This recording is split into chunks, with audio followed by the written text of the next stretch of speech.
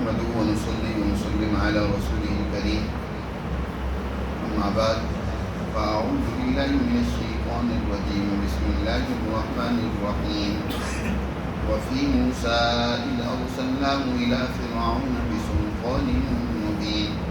فتولى بركنه وقال ساحر أو مجنون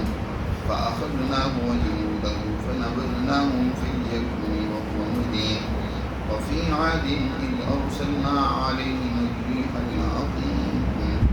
ما تذر من شيء أتت عليه إلا جعلته كالرميم وفي ثمود إذ قيل لهم تمتعوا حتى حين فعتوا عن أمر ربهم فأخذتهم الصاعقة وهم ينظرون فما استطاعوا من قيام وما كانوا منتصرين وقوم نوح من قبل إنهم كانوا قوما فاسقين صدق اللہ یہ سورہ ذاریات کی دوسری رکوع کی آیات ہے۔ اللہ سبحانہ وتعالی نے اس رکوع میں سابقہ کے 5 واقعات کا تذکرہ کیا۔ قرآن مقدس اپنے مضامین کو سمجھانے کے لیے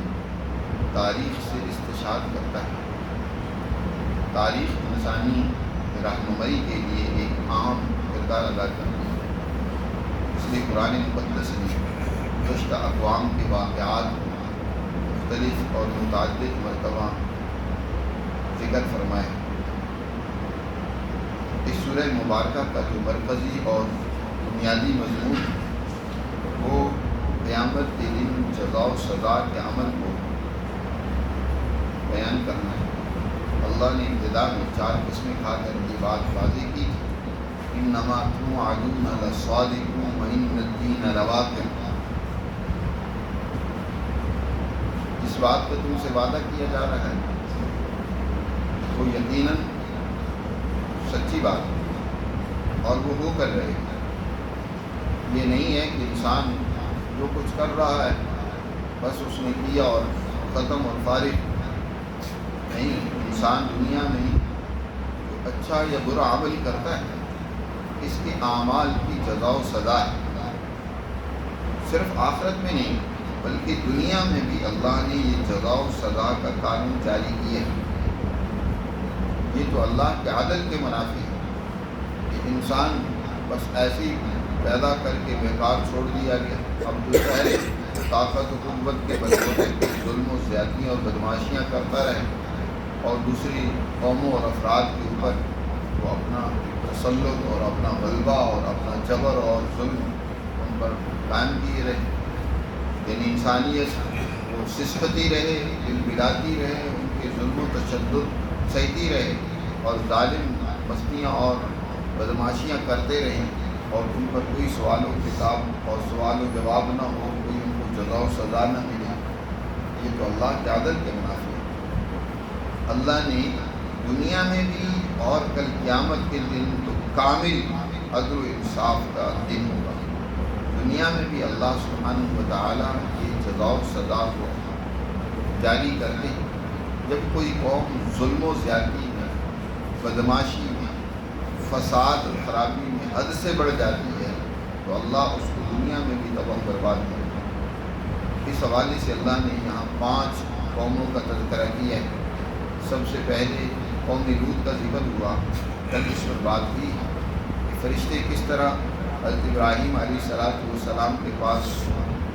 تشریف لاتے ہیں اور حضرت ابراہیم علیہ السلام ابتداء انہیں نہ پہچان سکے اور ان کے لیے ایک موٹا تازہ بچڑا ڈھونڈ کر تیار کر کے ان کے سامنے انہوں نے پیش کیا۔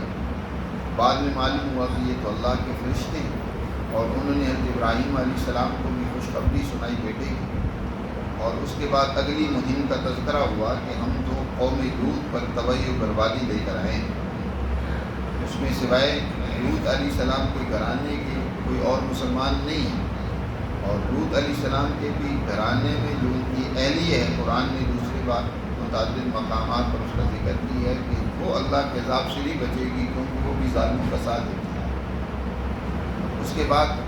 آج کی جو آیات تلاوت کی ہیں ان میں موسیٰ علیہ السلام کا واقعہ پہلے ذکر کی ہے اللہ تعالیٰ نے، اور موسیٰ علیہ السلام کی جدوجہد ایک طرف ہے، اپنی قوم کی آزادی کی جدوجہد ہے، اور دنیا میں عدل و انصاف قائم کرنے کی جو جدوجہد ہے، اور ان کے مقابلے میں جو اس وقت کی طاغوتی طاقت ہے فرعون، جو ظلم و زیادتی، بدماشی اور فساد قائم کی اپنی طاقت و قوت کا غلط استعمال کر رہا ہے۔ پھر دیکھو نتیجہ کیا ہوا، انجام کیا ہوا۔ موسیٰ علیہ السلام اپنی قوم کے ساتھ بحر کلزم سے نجات پاتے ہیں، بنی اسرائیل کو فرعونیوں کی غلامی سے آزادی ملتی ہے، اور فرعون اپنے سارے لاؤ لشکر کے ساتھ سمندر کے اندر غرق کر دیا جاتا ہے۔ قرآن ان الفاظ میں اس کو ذکر کیا، فرمایا وفی موسیٰ اذ ارسلناہ الی فرعون بسلطان مبین۔ اس واقعے کو بھی یاد کرو، ہمارے لیے اس میں بھی بڑی عبرت کی نشانی ہے کہ موسیٰ علیہ السلام کو ہم نے فرعون کی طرف بھیجا بسلطان مبین، واضح سلطان کے ساتھ، دلیل کے ساتھ۔ موسیٰ علیہ السلام کو اللہ نے متعدد معجزات عطا کیے اس قوم کو سمجھانے کے،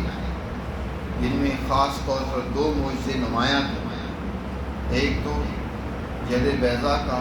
اور دوسرا عصا کا، جس کا تذکرہ متعدد مرتبہ گزر چکا ہے۔ یہ انبیاء علیہ السلام کے ذریعے سے معجزات کا اظہار، یہ در حقیقت ایسی قوم کو سمجھانے کی آخری تدبیر ہوتی ہے کہ جو کسی اور طریقے سے نہیں سمجھنا چاہتے، دلائل سے، گفتگو سے اسے قائل کرنا مشکل ہوتا ہے، تو پھر آخری وارننگ کے طور پر جو ان کے لیے تنبیہ ہوتی ہے وہ معجزہ ہوتا ہے کہ دیکھو جو کچھ یہ پیغمبر کہہ رہا ہے یہ اپنی طرف سے نہیں کہہ رہا، یہ کوئی انسانی محض ایک بات نہیں ہے، بلکہ یہ خدا کا فرستادہ ہونے کی واضح دلیل اور ثبوت ہے کہ یہ اس طرح کے اعمال، اس طرح کے معجزات ان کے اظہار کسی انسان سے نہیں ہو سکتے۔ اس کے پیچھے جب تک خدائی قدرت اور طاقت نہ ہو تو ان کے اظہار ممکن نہیں ہے۔ تو موسیٰ علیہ السلام ان کو اللہ نے سلطان مبین کے ساتھ بھیجا۔ فَتَوَلَّى بِرُكْنِهِ، فرعون جو ہے وہ اپنے اس طاقت و قوت کے گھمنڈ میں اس نے حضرت موسیٰ علیہ السلام کی تعلیمات سے منہ موڑا۔ فَتَوَلَّى بِرُكْنِهِ، با یہاں دو معنی کے لیے استعمال ہوئی ہے، با مصاحبت کی بھی ہو سکتی ہے اور با تعدیہ کی بھی ہو سکتی ہے۔ یہ عربی گرامر کے اعتبار سے اگر تو با مصاحبت کی ہو تو اس کا مطلب یہ ہے کہ اس نے اپنے اس جو لو لشکر ہے، جو اس کی عوامی طاقت و قوت تھی، اس سمیت اس نے موسیٰ علیہ السلام کی تعلیمات سے منہ موڑا۔ اور اگر تعدیہ کہو تو پھر معنی یہ ہوگا کہ اس نے موسیٰ علیہ السلام کی تعلیمات سے اپنے اس قوت اور طاقت کو کی گھمنڈ میں اس نے فرار کا راستہ اختیار کیا۔ فَتَوَلَّى بِرُكْنِهِ، مفہوم دونوں کا ایک ہی ہے۔ تو حضرت موسیٰ علیہ السلام کی تعلیمات پر اس نے غور و فکر کرنے کی بجائے الٹا کیا کہنے لگا، ان معجزات کو لے کر کہنے لگا وَقَالَ سَاحِرٌ، یہ تو جادوگر ہے، بڑا ماہر جادوگر ہے۔ اور جب موسیٰ علیہ السلام نے اسے جزا و سزا کے عمل سے ڈرایا، کہنے لگا کیسا پاگل آدمی ہے، اس طرح کی باتیں کرتا ہے، ہمارے پاس طاقت و قوت ہے، کون ہمیں سزا دے گا، کون ہم سے پوچھے گا، ہمارے کرتوتوں یا ہماری غلطیوں پر ہماری کون گرفت کر سکتا ہے، یہ دیوانہ آدمی او مجنون، ساحر او مجنون، یہ پاگل ہو گیا کہ کس طرح کی باتیں کرتا ہے۔ اللہ تعالیٰ ارشاد فرماتے ہیں فَأَخَذْنَاهُ وَجُنُودَهُ فَنَبَذْنَاهُمْ فِي الْيَمِّ وَهُمْ مُلِيمٌ۔ پھر کیا ہوا کہ ہم نے اس فرعون کو اور اس کے لاؤ لشکر کو ہم نے پکڑ لیا، اپنی گرفت میں لے لیا، اور ان پر پھر ہمارا عذاب آیا اس طرح کہ ہم نے فَنَبَذْنَاهُ فِي الْيَمِّ، ہم نے ان کو یم یعنی سمندر میں پھینک دیا، سمندر میں انہیں غرق کر دیا، وَهُوَ مُلِيمٌ، اور وہ تھے ہی قابل ملامت۔ اللہ نے ان کے ساتھ زیادتی نہیں، ان کا عمل ظلم و زیادتی والا تھا۔ بدماشیوں اور فسادیوں والا تھا، ان کے اس ہلاکت پر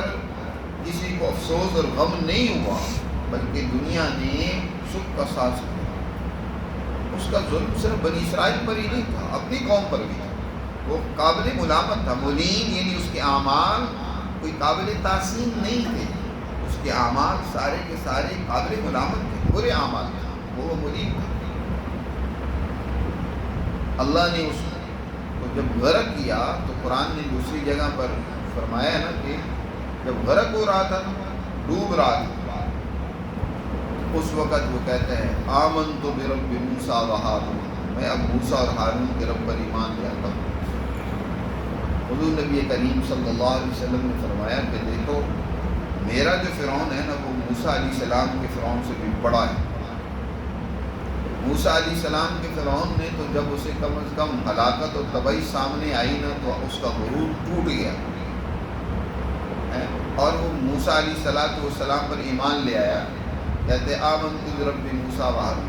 لیکن میرا جو فرعون ہے یعنی ابو جہل،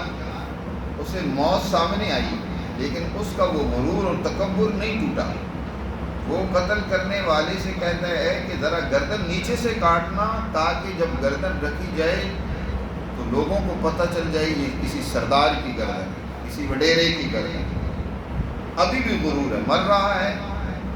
ہلاک ہو رہا ہے، لیکن غرور ابھی دماغ میں بیٹھا ہو۔ یہ جو فرعونی غرور ہوتا ہے، تکبر ہوتا ہے، اس کے لیے آخر ایک انجام ہے، اس کا ایک جزا کا وقت ہے۔ دنیا میں بھی اللہ اس جزا و سزا سے دوچار کرتے ہیں، اور آخرت میں تو پھر کامل طریقے سے جزا و سزا ہوتی ہے۔ فرعون غرق ہوا، آج بھی اس کی ممی محفوظ ہے۔ آج دنیا میں فرعون کی ممی کی تصویریں اس کو سامنے رکھ کر نا فرعون کی تصویریں بنائی جا رہی ہیں۔ یورپ جن کے اس طرح کے کام ہوتے ہیں وہ اس کو سامنے، ممی کو سامنے رکھ کر اس کی تصویر بنائی جا رہی ہے، جس میں وہ داڑھی مونڈا ہوا ہی اس کو بنایا جا رہا ہے اس کی تصویر۔ حالانکہ جو روایات سے پتہ چلتا ہے کہ فرعون کی بھی داڑھی تھی، اور اس کی داڑھی کے اوپر اس نے وہ کیا لگائے ہوئے ہوتے تھے، موتی، جیسے کسرا ایران کے بارے میں آتا ہے نا کہ یہ ہیرے جواہرات سونے وہ اپنے سر کے بالوں کے ساتھ بھی انہوں نے جوڑے ہوئے ہوتے تھے۔ اسی طرح فرعون جو تھا یہ ظاہر ہیرے جواہرات اور مال و دولت کی ایسی محبت اور کشش ہوتی ہے کہ یہ اپنے جسم اور لباس کے اوپر بھی ان کو جوڑ کر اس کی نمائش کرتے ہیں، ایک خواہ بخواہ ایک بوجھ، اور اس کو سمجھتے ہیں کہ اپنی عزت اور غرور سمجھتے ہیں۔ تو فرعون اپنی داڑھی کے ساتھ بھی وہ ہیروں کو اور سونے جواہرات کو جوڑے رکھتا تھا، لباس کے اوپر بھی جوڑے رکھتا تھا، دنیا کے اوپر گویا کہ اپنی دولت کا اظہار کرتا ہے۔ یہ دولت ظلم سے حاصل کی گئی، جبر سے، ظالمانہ ٹیکسز سے، طاقت و قوت کے بلبوتے پہ عوام کا خون چوس کر اس کو اپنے ذاتی عیاشی کے لیے استعمال کرتے ہیں۔ وہ ملیم، یہ قابل ملامت تھے، ان کے اعمال بڑے ظالمانہ تھے، فساد سے بھرے ہوئے تھے، اللہ نے ان کو تباہ و برباد کر دیا۔ وفی عاد اذ ارسلنا علیہم الریح العقیم، اور قوم عاد میں بھی جب ہم نے ان کی طرف بھیجا ایک تیز و تند آندھی کو جس کے اندر کوئی خیر نہیں تھا، العقیم، عقیم ایسی آواز جس کے اندر کوئی خیر اور بلائی نہ ہو۔ عقیم کا لفظ ایسی عورت کے لیے بھی استعمال ہوتا ہے جس سے اولاد نہ ہوتی، بانجھ، یعنی اس کے اندر بھی اولاد جس میں نہیں ہوتی، وہ بھی گویا کہ خیر سے معلوم ہوتی ہے۔ تو فرمایا ایسی ہوا ہم نے بھیجی جو ریح العقیم تھی، جو اس میں اندر کوئی خیر اور بلائی نہیں تھی بلکہ ان کے لیے تباہی و بربادی لے کر، اور یہ ہوا قوم عاد پر مسلسل 8 دن اور 7 راتیں چلتی گئی، مسلسل تیز و تند آندھی اور طوفان، اور انہیں تنکوں کی طرح اٹھا اٹھا کر پٹخ دیتی، ان کے اوپر پتھروں کی بھی بارش ہوتی۔ یہ قوم پہاڑوں کے قریب تھی تو اس تیز و تند آندھی اور طوفان کے نتیجے میں پہاڑوں کے پتھر بھی ٹوٹ ٹوٹ کر ان کی آبادیوں پر گرتے تھے اور ان کے گھروں کو تہس و نہس کر دی۔ قرآن نے دوسری جگہ پر اس کا نقشہ ان الفاظ میں کہتے ہیں نا کہ ایسے جیسے کہ کھجور کے درخت ہوتے ہیں نا، اس کے تنے جیسے گرے پڑے ہوتے ہیں، ان کا یہ حال تھا، اس طرح یہ تباہ و برباد ہوئے پڑے تھے۔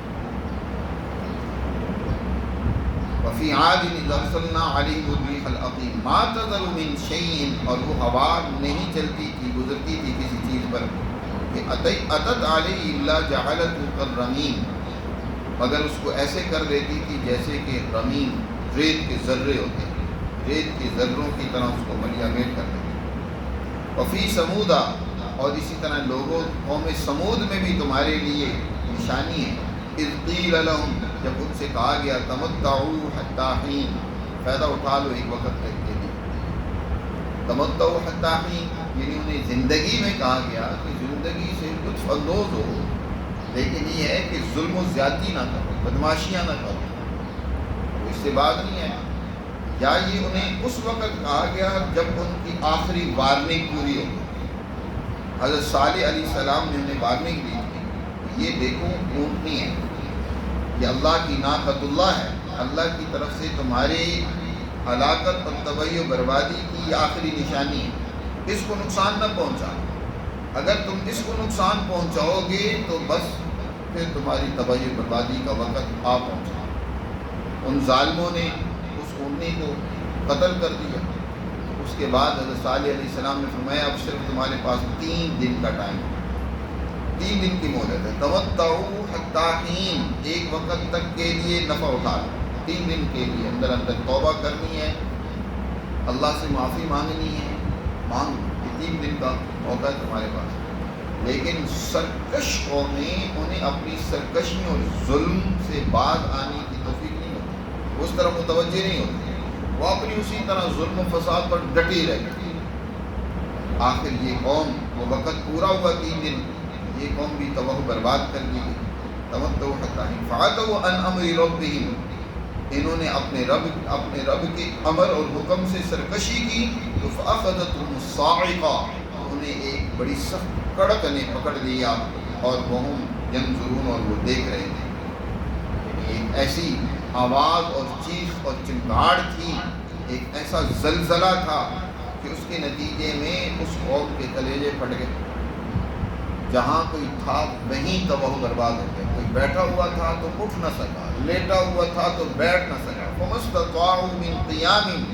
کھڑے ہونے کی بھی ان میں طاقت نہیں تھی، وما كانوا منتصرین، اور نہ ہی وہ ہم سے انتقام لے سکتے تھے، ہمارا مقابلہ نہیں کر سکتے تھے۔ منتصرین، انتصار، اس کے ایک معنی انتقام لینے کے آتے ہیں، دوسرا معنی غلبہ پا لینے کے آتے ہیں۔ کیوں ہم پر غلبہ نہیں پا سکتے تھے، ہمیں مغلوب نہیں کر سکتے تھے، ہم سے بدلہ نہیں لے سکتے تھے، ان میں اس چیز کی طاقت ہے، اللہ کا کون مقابلہ کر سکتا ہے؟ قرآن نے فرمایا کہ یہ قوم بھی تباہ و برباد کر دی گئی، اس میں بھی تمہارے لیے عبرت کی نشانی ہے۔ اور 5واں واقعہ حضرت علیہ السلام کا ذکر کیا، فرمایا وقوم نوح من قبل، اور ان سے پہلے قوم نوح کے اندر بھی تمہارے لیے بڑی عبرت کی نشانی ہے۔ اس قوم نے بھی جب 950 سال مسلسل اللہ کے پیغمبر نوح علیہ السلام نے اس قوم کو سمجھایا، شب و روز ایک کر دیا، کوئی موقع ان کو سمجھانے سے ایسا نہیں تھا جس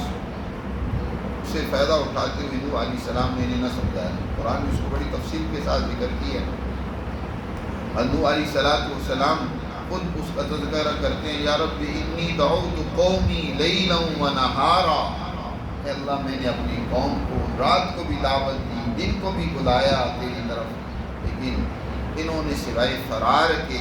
سوائے سرکشی کے، سوائے طغیان کے اور کچھ بھی انہوں نے راستہ اختیار نہیں کیا۔ اے اللہ اب اس قوم سے کسی خیر کی توقع نہیں، ان سے نہیں، ان کی نسلوں سے بھی نہیں، اے اللہ اب ان کے لیے ہلاکت ہی کرنی ہے۔ اس قوم کو بھی پھر اللہ نے ایک بہت بڑے طوفان سے تباہ و برباد کر دیا۔ وقوم نوح من قبل انہم کانوا قوما فاسقین، بے شک یہ سب قومیں فاسق اور ظالم تھیں، یا نوح علیہ السلام کی قوم یہ فاسق تھی، انہوں نے اللہ کے قوانین کو توڑا۔ فسق کہتے ہیں قوانین کو توڑ دینا، اللہ کے احکامات کو پس کش ڈال دینا، ان کی توہین کرنا اور اپنی خواہشات کے پیچھے چلنا۔ اس طریقے سے اس رکوع میں اللہ سبحانہ و تعالیٰ نے 5 واقعات کا تذکرہ کیا ہے بہت اختصار کے ساتھ اور بہت ہی جامع انداز میں، اور ان سے عبرت حاصل کرنے، سبق سیکھنے کی طرف متوجہ کی ہے کہ دیکھو انسانی اعمال پر جزا و سزا کا مرتب ہونا لازمی اور یقینی اس دنیا میں بھی۔ یہ مت سمجھ لیں کہ کوئی طاقت و قوت کے گھمنڈ میں یہ مت ذہن میں خیال بٹھا لے کہ وہ اللہ کی گرفت سے بچ جائے گا۔ دنیا میں بھی آخرکار اللہ موقع اور مہلت تو ہر ایک کو دیتا ہے، دنیا میں تو موقع اور مہلت اللہ نے ہر ایک کو دے رکھی ہے، تاکہ کل جب اللہ کی گرفت سب سے آخری اور بڑی گرفت ہوگی تو پھر کسی کو کوئی عذر کرنے کا موقع اور بہانہ نہ ملے کہ ہمیں تو سمجھایا نہیں گیا تھا، ہمیں موقع نہیں دیا گیا تھا۔ لیکن جزا و سزا بہر صورت یہاں دنیا میں بھی ہوتی ہے، اور کل قیامت کے دن تو بڑی جزا و سزا ہوگی، اور اس جزا و سزا کا واقع ہونا یقینی ہے۔ اللہ ہمیں سمجھ نصیب فرمائے اور اپنے اعمال کو درست کرنے کے